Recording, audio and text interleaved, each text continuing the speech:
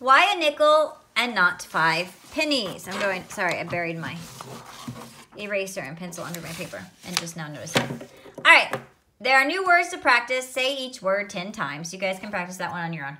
But we have nickel, Mississippi River, Louisiana Territory, purchase, doubled, port, New Orleans, Declaration of Independence. Now, you guys are not from America, so these words are not going to be familiar to you, but all kids in America would know them. Declaration of Independence is when, before the United States was formed, they wrote to the King in England and basically said, no, we do not want to be part of England. We will form our own country, and that was called the Declaration of Independence.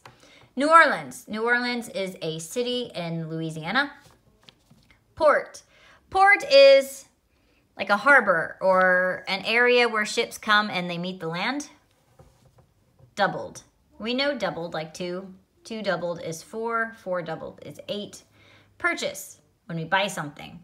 Louisiana Territory. So before the states became states, the Louisiana Territory,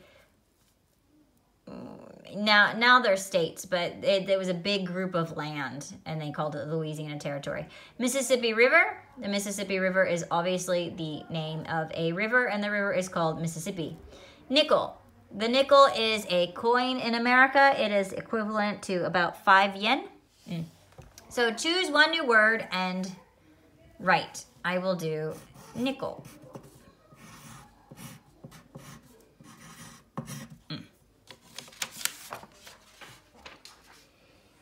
All right. Why a nickel and not 5 pennies? I will give you a nickel, said Benna to Will. All you have to do is tell me who I am thinking of. I am thinking of a man. He made our country twice as big. In 1803, he had the United States buy some land from France. The land stretched from the Mississippi River to the Rocky Mountains. It was called the Louisiana Territory. The purchase of the Louisiana Territory doubled the size of our country. He got rich farmland and great forests, Benna continued. He got the port of New Orleans. The port of New Orleans was where the Mississippi River opened onto the Gulf of Mexico. It was an important port for trade. Some people did not want him to buy land. They did not care that the purchase doubled the size of our country. One senator said, "It will be the greatest curse that could ever befall us." A nickel, Benna continued, will go to you if you can tell me the man who wrote, "We hold these truths to be self-evident, that all men are created equal." These words are part of our Declaration of Independence. The man I am thinking of wrote those words. He wrote much of the Declaration of Independence. A nickel, said Benna. A nickel if you can tell me the name of the third president. Our third president liked to design things. He designed his home. He called it Monticello. You can see his home all the time. Oh, you see his home all the time. Now, tell me the name. Who am I thinking of?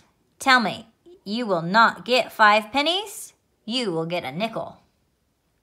Will started to laugh. 5 pennies are equal to 1 nickel. But I know why you want me to have a nickel. The nickel has the answer. Thomas Jefferson is on the front of the nickel. Thomas Jefferson was our third president. He purchased the Louisiana Territory. He helped write the Declaration of Independence. He designed Monticello. And yes, I have seen his home. It's on the back of many nickels. All right, let me move my paper and my highlighter over. All right, it said, number 1. When Jefferson wrote the words, all men are created equal, he wrote them for the nickel, for Monticello, for the third president, for the Declaration of Independence. It's D, for the Declaration of Independence. All right, and so you can easily, so you know where I found it to help you later on. So if you found it, it says, we hold these truths to be self-evident. All men are created equal. And then the answers are, these words are part of our Declaration of Independence. 2, when you purchase something, you buy it, get land, design it, double its size. When you purchase something, you buy it.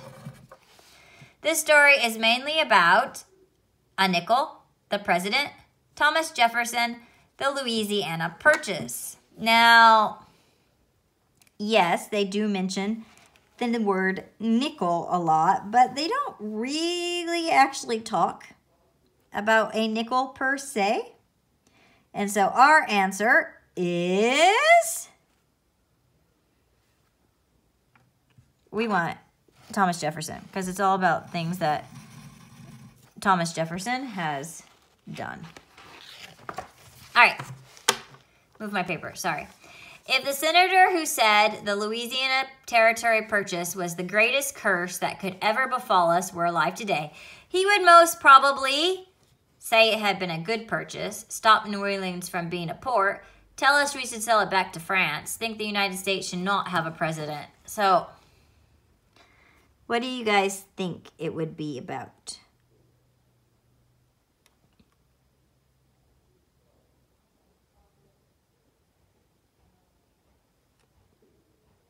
It should be A, to say that it had been a good purchase. I wanted to give you guys time to think. All right, think about how the word penny relates to nickel. What words relate in the same way? So, a penny is a coin, and nickel is a coin. Now, you get 5 pennies in 1 nickel. Okay, now this is gonna be harder. Okay, so we have pennies worth 1 and a nickel is worth 5. Okay, so we have nickels here. So this is 5, this is 5, this is 5, this is 5. So, and a dime is 10, quarter is 25, $1 is 100, and $5 would be 500. And we're talking about how many pennies. So we have a nickel to a dime. Now you'd have to have 2 nickels and a dime, a nickel and a quarter, so you would have 5 nickels and a quarter, so that would probably be this answer. And we have 5 and 100, so that would be 20, and 5 into 500 would be 100 nickels. So your answer for this should be B.